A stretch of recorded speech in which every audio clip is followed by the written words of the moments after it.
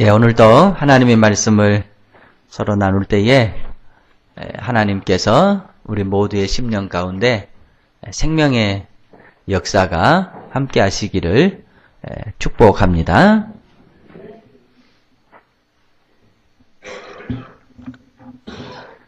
유대교의 랍비하고요. 유대교의 랍비는 우리로 치면은 목회자에 해당되겠죠. 천주교 신부님하고 두 분이 같은 지역에서 목회를 하게 됐습니다. 그러니까 집도 같은 방향에 있고 목회지도 같은 방향에 있는 거예요. 그런데 둘이가 가난했습니다. 그래서 둘이 얘기를 해서 우리가 서로 차가 필요하는데 혼자가 차려 살 수 없으니까 둘이 공동 부담을 해서 차를 같이 사자. 예. 그러니까 같이 투자해서 차를 한 대 샀어요. 그러니까 같이 출퇴근을 하는 거예요. 집도 같고 목회지도 같고. 그래서 차를 사가지고 첫 출근을 했습니다. 집에서 같이 출근을 해서 그 앞에다가 차를 세워놓고 신부님은 당신의 천주교회로 들어가고 랍비는 유대교 회당으로 들어갔어요. 조금 있다가 랍비가 보니까 천주교 신부님이 새로 막 뽑은 차에다가 세차를 하고 있는 거예요. 물을 뿌리면서. 그래서 아니 무슨 세차를 하느냐고, 세차 잘못하면 기스나고 안 된다고, 세차하지 말라고. 그러니까 천주교 신부님이 하시는 말씀이 내가 지금 세차를 하는 게 아니라 차에다가 성수를 뿌리고 있다고. 아시죠? 이렇게 성수 뿌리는 거 천주교에서. 아, 그러냐고. 조금 있다가 랍비가 기계톱을 가지고 와서 차에 배기통을 1인치를 딱 잘라버리는 거예요. 아니, 왜 그러시느냐고. 에? 그러니까 나는 지금 차에다가 할례를 행하고 있다고.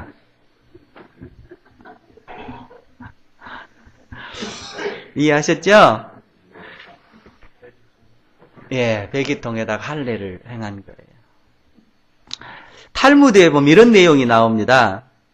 한 나그네가요, 이렇게 사막을 길게 여행을 해요.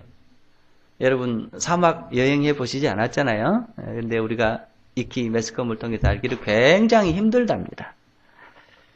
그래서 심신이 지쳤어요. 배고팠어요. 목도 말랐어요. 그런데 쉴 장소가 없습니다. 아주 수고해서 가다가 간신히 큰 나무를 한 그루 발견을 합니다. 그리고 그 밑에서 쉽니다. 그리고 그 나무의 열매를 따먹고 또 갈증을 해소하고 원기를 회복합니다. 다시 길을 떠나려면서 나무가 너무 고맙고 감사해서 그 나무에게 감사의 작별 인사를 하려고 나무를 쳐다봤습니다. 네 열매가 참 맛있다. 더 맛있는 열매를 맺어다오. 그렇게 감사의 인사를 하려고 생각하니까 이미 이 나무가 너무너무 열매가 맛있는 거예요. 그래서 더 맛있는 열매를 맺어다오 라고 얘기할 수가 없는 형편이 됐습니다. 그러면 다른 그늘을 좀 많이 내려서 다른 사람들에게 도움을 하려고 생각을 해보니까 이미 많은 그늘이 만들어져서 그것도 합당치가 않았습니다.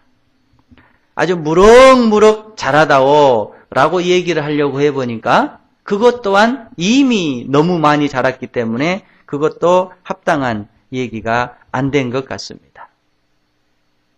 그래서 뭐라고 감사하고 뭐라고 축복을 빌어줄까 하다가 그래, 너의 열매를 통해서 너와 똑같은 나무들이 많아지기를 바란다. 이렇게 얘기를 해요. 이게 탈무드의 내용입니다. 그런데요, 거기에서 주는 교훈은 이런 거입니다. 우리가 누군가에게 복을 빌어줄 때 당신이 더 현명해지기를 바랍니다. 라고 복을 빌어주려고 생각해 보니까 이분이 이미 더 현명할 수 없을 정도로 현명해져 있는 거예요. 당신이 더 부유해지기를 원합니다. 라고 복을 빌어주려고 보니까 이미 부유할 수 없을 만큼 부유해 있는 거예요. 당신이 어디 가든지 환영받는 사람이 되기를 원합니다. 라고 빌어주려고 생각을 해보니까 이미 어디서든지 환영을 받으면서 삶을 살아요. 그래서 그 사람에게 빌어주는 축복이 당신의 아이들도 부디 당신과 같이 훌륭한 사람이 되기를 축복합니다. 예. 이게 가장 아름다운 축복이라는 거예요. 탈무드가 주는 교훈입니다. 여러분에게요, 만약 누군가가 여러분의 자녀들이 여러분처럼 훌륭한 사람이 되기를 축복합니다. 라는 말을 들었을 때 여러분의 기분은 어떠겠어요? 만약 누군가가 저에게 목사님, 부디 목사님의 자녀들이 목사님처럼 훌륭한 사람이 됐으면 좋겠습니다. 라고 얘기했을 때 가감하게 제가 아멘요. 그렇게 되면 좋겠습니다. 과감하게 대답을 할 수 있을까? 대답을 못할 것 같아요. 예. 내 모양을 제가 아니까. 예. 아니야. 아닙니다. 저의 자녀들은 저를 닮으면 안 됩니다. 예. 저의 자녀들은 저처럼 되면 안 됩니다. 예. 여러분들도 아마 다 그러지 않을까 싶어요. 어느 누가 그렇죠. 제 자녀들이 저만큼만 됐으면 좋겠습니다. 제 자녀들이 저처럼만 됐으면 좋겠습니다. 예. 우리가 사실은요, 누군가가 이런 얘기를 해줬을 때, 그렇죠. 우리 부모, 우리 자녀들이 저만큼만 해주면 좋겠습니다. 저처럼만 됐으면 좋겠습니다. 라는 부모가 그런 말을 할 수 있다라고 한다면 얼마나 좋겠습니까? 탈무드의 교훈은 그런 거예요. 예. 어떤 사람이 부모의 자격이 있느냐? 어떤 사람이 훌륭한 부모냐? 누군가가 그런 얘기를 했을 때 감사합니다. 정말로 저의 자녀들이 저처럼만 됐으면 좋겠습니다. 예. 이런 부모가 될 때 그 부모 밑에서 훌륭한 자녀가 나올 수 있다라고 하는 것을 탈무드는 교훈하고 있습니다. 제가 언젠가 말씀드렸잖아요. 우리가 10계명에 보면 10계명이 있잖아요. 1계명부터 4계명까지는 하나님에 대한 계명입니다. 그리고 6계명부터 10계명까지는 사람에 대한 계명입니다. 6계명이 뭐예요? 살인하지 말라예요. 그런데 살인하지 말라보다 더 앞선 계명이 뭐냐면은 부모를 공경하라. 그러니까 부모가 부모를 공경하는 것이, 부모를 공경하지 않는 것이 살인하는 것보다 더 악한 죄라고 하는 것을 10계명은 보여주는데, 그런 의미도 있겠습니다만은 10계명을 연구한 사람도 이렇게 얘기합니다. 자, 하나님과 사람 사이에 누가 있느냐? 부모님이 있다라는 거예요. 그러니까 이 부모님의 역할은 뭐냐? 하나님의 사랑을 자녀들에게 알려줄 수 있고, 자녀들에게 하나님은 이렇게 섬기는 거야 라고 교훈해 줄 수 있는 그 능력이 있을 때 부모가 되는 것이고, 부모는 그런 위치에 있다라고 하는 것이 10계명이 보여주고 있다고 하는 말씀입니다. 오늘 어린이 주일입니다. 우리 교회는 교회 학교 주일이라고 하자라고 해서 그렇게 부르기도 했습니다. 참 의미 있는 일이라고 생각합니다. 여러분, 어린이 주일이 뭘까요? 세상적으로 보면 어린이들 잘 길러서 훌륭한 사람 만들자, 이런 의미지 않겠어요? 신앙적인 의미에서 보면 한 단계 더 나아갑니다. 이 귀한 어린이들을 어떻게 잘 기를까? 이 귀한 어린이들을 어떻게 훌륭한 인격체로 만들어 나갈까? 그들 속에 하나님을 넣어주자. 그들 속에 하나님을 심어주자. 신앙으로 잘 양육하자. 이런 뜻이 어린이 주일일 겁니다. 이런 뜻이 교회 학교 주일일 것입니다. 바라기는 저와 여러분들이 하나님 앞에서 보면 다 어린 아이들과 같습니다. 하나님 안에서 우리가 신앙적으로 잘 배우고 신앙적으로 성장하고 성숙해 갈 수 있는 우리 성도들이 되시기를 축복합니다. 아울러 우리가 신앙적으로 아주 훌륭한 인격체들이 되어서 우리 자녀들이 우리를 보면서 그래 나는 우리 아빠처럼 돼야 되겠다. 나는 우리 엄마처럼 돼야 되겠다. 예, 그런 사람이 될 수 있기를 축복합니다. 그래서 오늘 우리는 이 본문 말씀 아브라함이 이삭을 관리하는 모습이 이 속에 나와 있습니다. 이 말씀을 통해서 세 가지를 여러분과 함께 나누고자 합니다. 아브라함은 우리가 알고 있는 대로 인생에 단면들이 있는 것 사실입니다. 그럼에도 불구하고 신앙적으로 우리에게 아주 많은 것들을 알려주고 우리에게 많은 것들을 가르쳐주는 신앙의 위인입니다. 자, 먼저 보십시다. 아브라함이 이삭을 어떻게 교육을 했는가요? 3절 말씀에 나와 있습니다. 자, 우리 3절 같이 한번 읽어보십시다. 아브라함이 그에게 태어난 아들 곧 사라가 자기에게 낳은 아들을 이르며 하여 이삭이라 하였고, 아브라함은 자신 아들의 이름을 이삭이라고 했습니다. 여러분 잘 아시잖아요? 아브라함, 이삭, 야곱 이렇게 가잖아요? 아브라함은 자신의 아들 이름을 이삭이라고 했습니다. 이 이삭이라고 하는 뜻은 웃는다 또는 웃음을 준다 이런 의미인데요. 자기의 아들을 이삭이라고 이름하는 아주 특별한 사연이 있었습니다. 하나님께서 아브라함에게 99세 때에 나타났습니다. 그리고 그에게 약속하셨습니다. 내가 너로 하여금 열국의 아버지가 되게 해주겠다. 또 사라에게도 너를 통해서 이 모든 나라를 다스리는 왕이 태어나게 해주겠다. 바꿔 얘기하면 너 또한 열국의 어머니가 되게 해주겠다라고 약속을 합니다.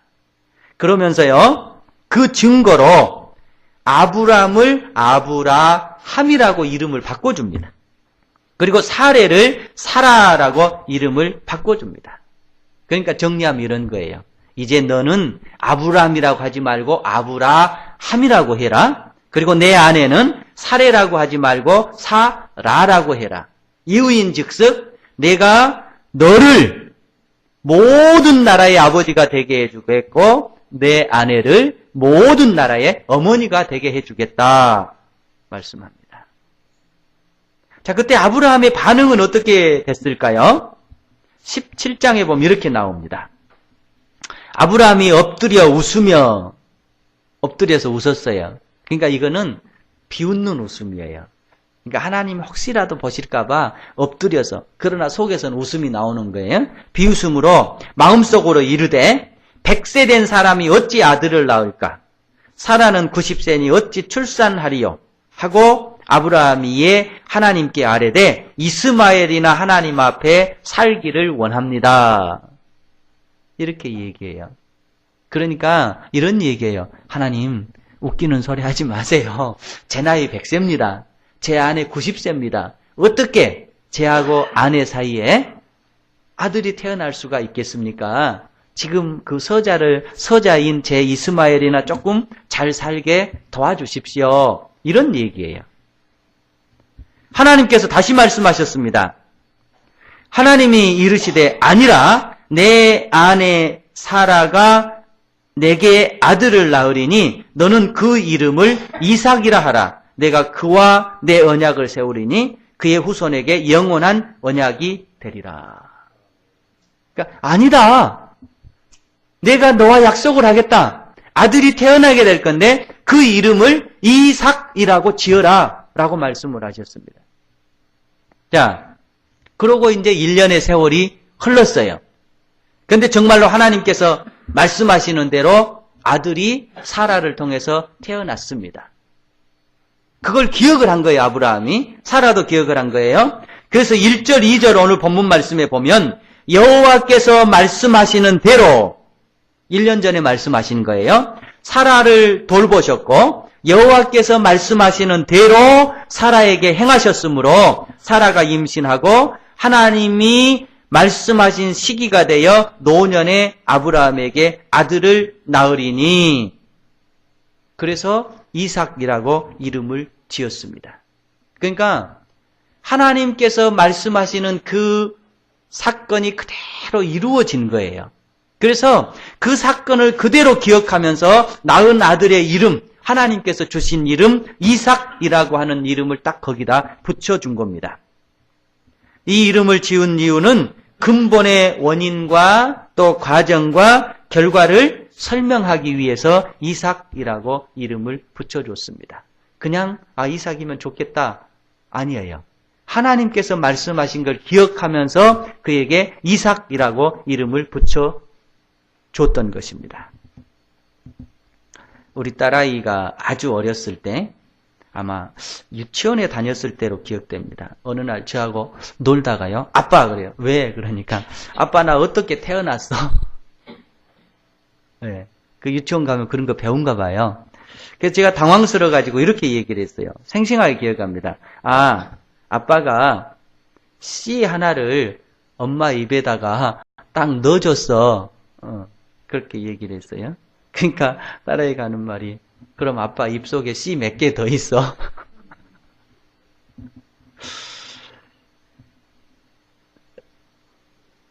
이런 질문을 아이들이 받으면 우리가 어떻게 대답을 해줘야 될까요? 예. 여러분, 우리가 자녀들에게 해줘야 될 게 참 많습니다. 또 물러줘야 될 유산도 많습니다. 올바르게 교육도 시켜야 되고요. 또 물질도 이들이 궁핍하지 않게 또 유산으로 물러줘야 되겠고요. 이런 생각을 많이 갖고 살잖아요. 근데 정말 중요한 것은 신앙적인 유산을 물려주는 겁니다. 우리는 사실 이걸 소중하게 여기지를 않고 있습니다. 여러분, 우리가 모이기만 하면 세월호에 대해서 안타까움을 서로 얘기하고 있잖아요. 근데 이제 앞으로 원인들이 많이 밝혀지겠죠.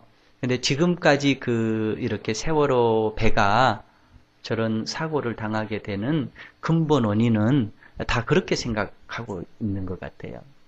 이 배라고 하는 것이 이렇게 출렁출렁 하면 잡아주는 그 배 밑에 평형수라고 그러죠. 이게 있다고 그러잖아요. 저는 그런 게 있는지 이번에 알았어요. 예. 근데 이 배가 이렇게 안 흔들리기 위해서는 거기에 물이 가득 차 있어야 된대요. 예.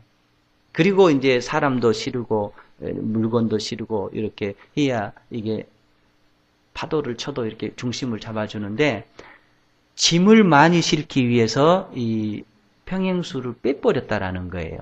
예를 들면은 1000톤을 실어야 되는데 짐을 더 실기 위해서 얼마의 양을 빼버렸대요. 그러니까는 밑에가 이렇게 잡아줘야 될 무게 중심이 어떻게 되는 거예요? 없어져 버리는 거잖아요. 그러니까 물을 뺀 만큼 짐을 더 실었다라고 하는 거예요. 저는 그 부분을 보면서 이런 생각이 들었어요. 어느 누구도 평행수의 소중함을 몰랐구나.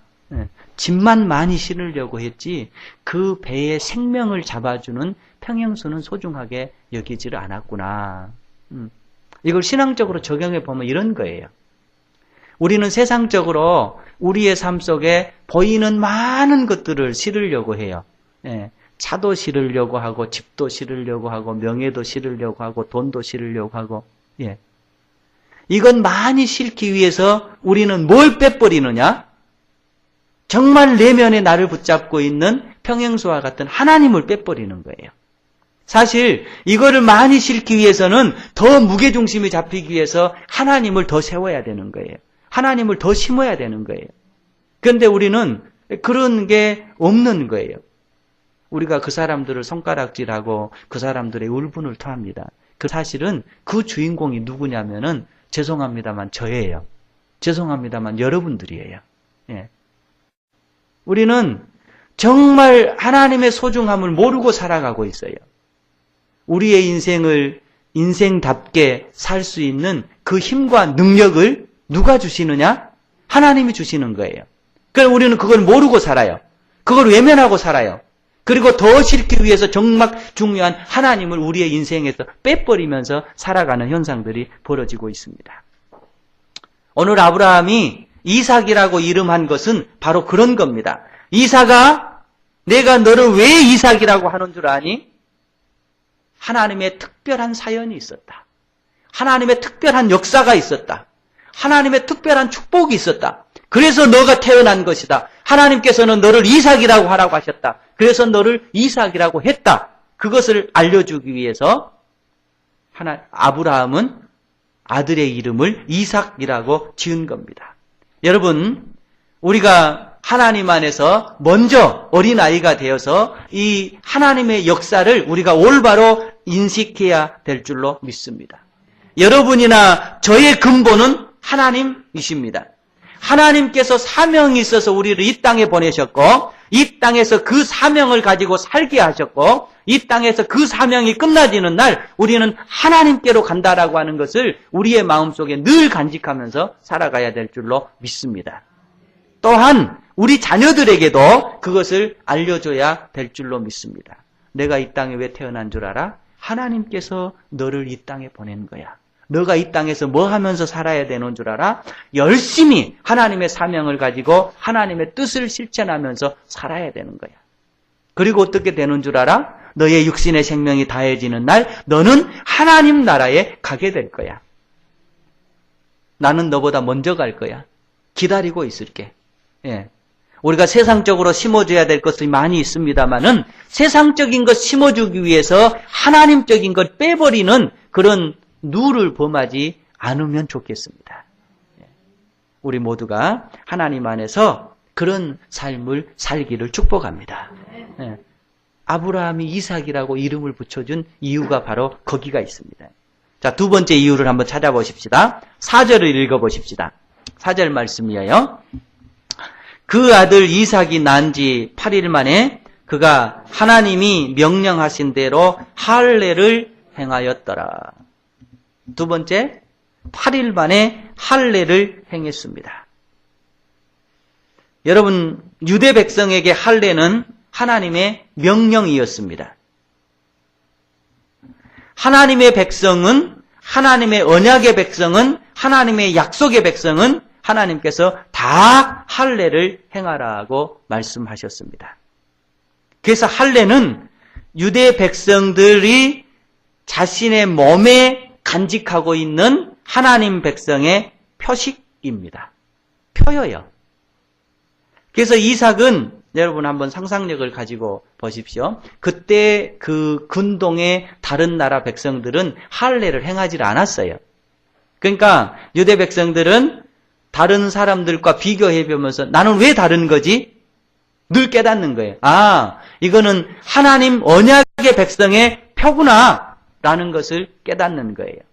그래서 자신의 신체의 일부를 볼 때마다 아, 하나님의 백성, 하나님 약속의 백성, 하나님 언약의 백성 볼 때마다 그거를 알게 된 것입니다. 그래서 이삭은 그 난중의 삶을 보면 그 지역 사회에서 절대적으로 평화주의자로 살아가고 있습니다. 그러니까 이삭은 자기의 신체의 할례를 통해서 나는 하나님의 백성, 언약의 백성, 하나님의 백성이라면 어떻게 살아야 될까? 하나님의 사랑을 실천하고 하나님의 평화를 실천하고 하나님의 뜻을 실천하면서 살아야 돼. 이런 마음을 가지고 그가 삶을 사는데요. 어느 날 그가 살고 있는 지역에 흉년이 찾아왔습니다. 그래서 그는 그 흉년을 피해서 다른 지역으로 이렇게 피신을 가려고 했습니다. 그런데 하나님께서 그 땅에 머무르라고 했습니다. 그래서 그 땅에서 약간 옮겨서 생활을 합니다. 그리고 그가 살기 위해서 그곳에 아버지 아브라함 때 팠는데 다른 사람들이 메어버렸던 그 우물을 팠습니다. 물이 있어야 사는 거니까요. 그런데 그랄 지역의 사람들이 와서 그 물을 메어버렸어요. 그리고 우리 땅을 떠나라고 그럽니다. 어떻게 하겠어요? 우리가 싸워야 되는 거 아니에요?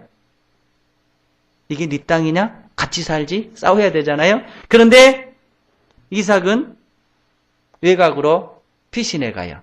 그리고 그곳에서 우물을 팠습니다. 그런데 사람들이 또 와서 그 물을 또 메어버리는 거예요. 우리 땅 나가.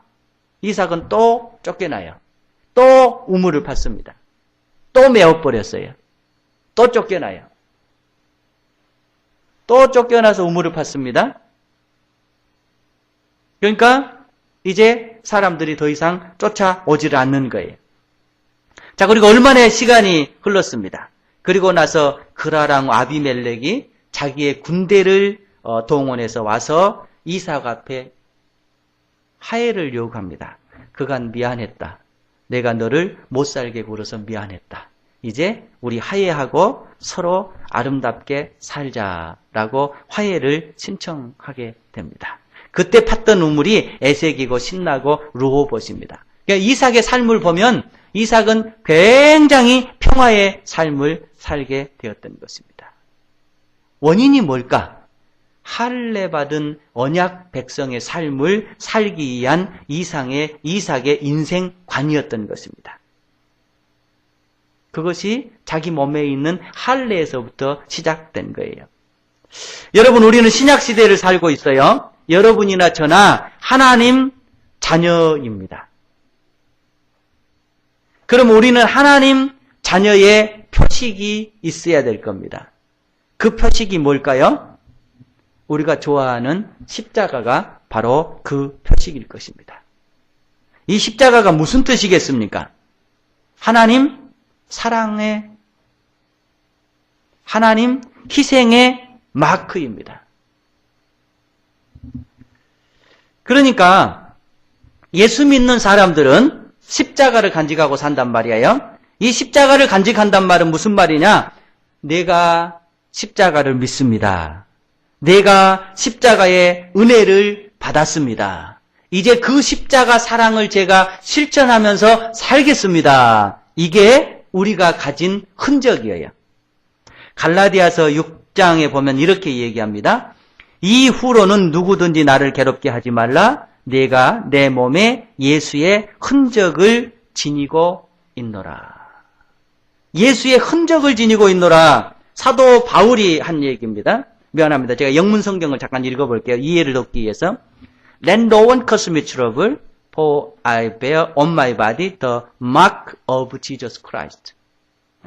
예수님의 흔적을 뭐라고 얘기했냐면은, 여러분 여기 붙이는 마크 있죠? 마크. 근데 복수를 쓴 거예요. 그러니까 marks of Jesus Christ. 많은 마크들을 내가 여기다 붙이고 다닌다. 이런 얘기예요. 그러니까 누구든지 나를 괴롭게 하지 마라. 왜냐하면 내 몸에 나는 예수님의 마크를 붙이고 다닌다. 이런 뜻입니다. 여러분과 저는 누구냐? 예수님의 마크예요. 예수님의 마크를 우리는 내 인생 속에 붙이고 다닌 겁니다. 예. 이게 할례예요, 할례. 신약 시대에. 자, 여러분, 그러면 예수님의 마크를 붙이고 다닌 사람들은 어떻게 삶을 살아야 될까? 우리 자녀들에게 예수님의 마크라고 하는 것이 무슨 의미인가를 어떻게 가르쳐야 될까? 누가복음 10장에 보면 이런 내용이 나오잖아요. 한 사람이 길을 가다가 강도를 만났잖아요. 그래가지고 쓰러져서 지금 누군가가 도와주지 않으면 이 사람은 죽을 형편에 놓여 있습니다. 그때 다행스럽게도 누가 거기를 지나갔어요? 제사장이 지나갔습니다. 이 제사장은 어떤 사람이에요? 세상에 하나님의 사랑을 선포해야 될 사람입니다. 아주 극한 상황이라고 할지라도 하나님의 사랑을 실천해야 될 사람입니다. 누군가의 도움이 필요하다면은 절대적으로 도와줘야 될 사람이 바로 제사장입니다. 그런데 한 생명이 지금 죽어가고 있습니다. 그 길을 지나갔습니다. 어떻게 했습니까? 모른 척하고 지나가 버렸습니다. 그의 마음속에는 아마 그런 생각이 가졌을 것입니다. 나는 지금 하나님 앞에 예배 드리러 가는 길이야. 예. 예배를 인도하러 가는 길입니다. 하나님 앞에 예배 인도할 사람은 다친 사람을 만지면 안 되는 거예요. 왜? 부정타기 때문에. 더러워지기 때문에. 그래서 그냥 지나가 버렸어요. 절대절명의 시간에 그가 내밀었던 마크는 뭐예요? 예수님의 마크가 아닌 겁니다. 자기 자신의 합리화였고 자기 자신의 변명이라고 하는 마크를 딱 내민 거예요. 그 다음 누가 지나갔습니까? 레위인이 지나갔습니다. 레위인도 어떻게 했어요? 하나님의 백성인 거예요. 하나님의 사랑을 실천해야 될 백성이 하나님의 사랑이라고 하는 마크를 내밀지를 않았던 거예요. 누구의 마크를 내밀었습니까? 자기 자신의 마크를 내민 거예요. 지나가 버렸어요. 그 다음에 정말로 사람이라고 기대하지 않았던 사마리아인이 그곳을 지나가게 됩니다. 그리고 그 죽어가는 사람을 봅니다. 그를 껴안고 그를 나귀에 실었습니다. 그리고 지금으로 치면은 호텔이라든지 병원으로 이를 모시고 갑니다. 그리고 그를 치료해 줍니다. 그리고 그 주인에게 하시는 말씀이 이 사람 잘 돌봐 주십시오. 귀한 생명 아닙니까? 살려야 되지 않겠습니까? 제가 이 일을 보고 다시 반드시 돌아올 것입니다. 이 시간 이후로 들어가는 모든 비용은 제가 그때 와서 갚아주겠어. 제 명예를 걸고 약속을 지키겠습니다. 이 사람 생명 살려주십시오. 사마리아인이 내민 마크가 뭘까요? 그게 예수님의 마크인 거예요. 예수님을 믿는다라고 하는 제사장도, 예수님을 믿는다라고 하는 레위인도 예수님의 마크를 내밀어야 될 결정적인 순간에 그들은 자신의 마크를 내밀어 버린 거예요. 그러나 예수님을 믿을 수 없다고 개취급을 했던 이 사마리아 사람들은 그 절대절명의 시간에 자신의 마크를 내민 것이 아니라 예수님의 사랑의 마크를 내밀었던 것입니다.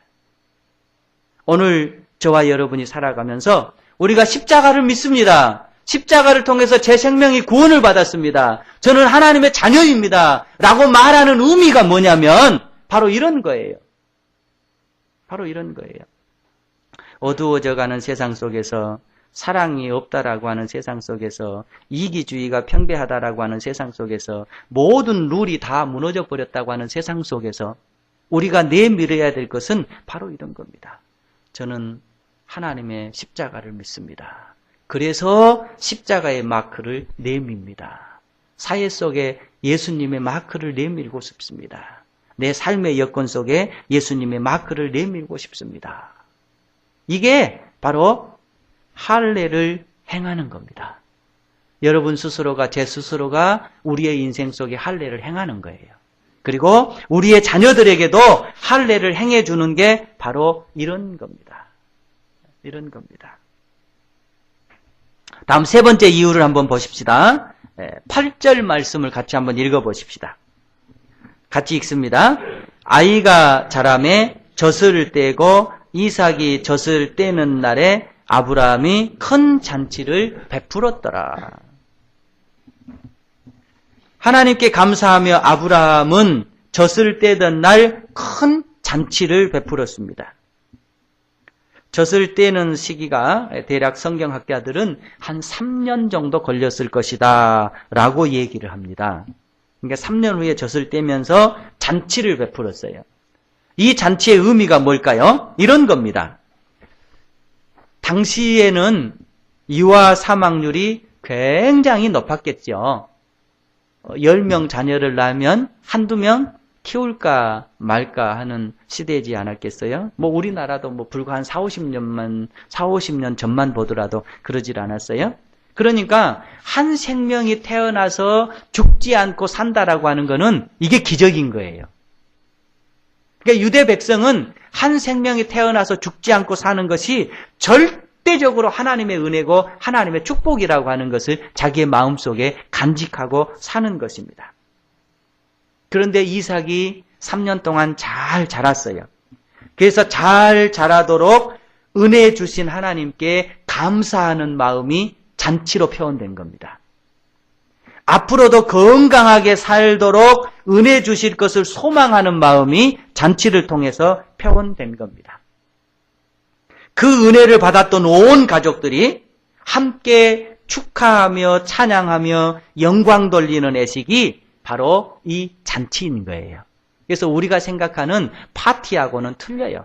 먹고 마시고 즐기자가 아닌 거예요. 절대적으로 이제까지 살게 해주신 하나님 감사합니다. 앞으로도 살게 하실 하나님 감사합니다. 네가 살아온 것도 하나님의 은혜고 앞으로 살아갈 것도 하나님의 은혜다라고 하는 것을 어린 생명에게 알려주기 위해서 지금 신앙적인 예배를 드린다고 보는 거예요. 잔치의 주인공은 하나님입니다. 물론 우리는 이삭이라고 생각할 수 있어요. 그런데 잔치의 주인공은 하나님이에요. 내 삶의 주인공도 하나님이다 라고 하는 것을 어린 이삭에게 알려주기 위해서 온 가족이, 온 식구들이 함께 모여서 지금 이 예식을 실천하고 있는 것입니다. 살아온 날 지켜주신 하나님의 은혜입니다. 살아갈 날 주실 하나님의 은혜입니다. 지켜주심 하나님의 은혜고 지켜주실 것 또한 하나님의 은혜라고 하는 것을 철저하게 이 어린 생명에게 알려주기 위해서 신앙적인 지금 잔치를 벌이고 있는 것입니다.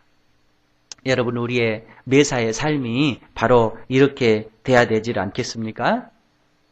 어느 초등학교 주관식 시험에 이런 문제가 나왔다고 그럽니다. 부모님들이 왜 나를 사랑하실까요? 시험 문제예요. 주관식이에요. 기가 막힌 답이 나왔어요. 뭐냐면 그러게 말입니다.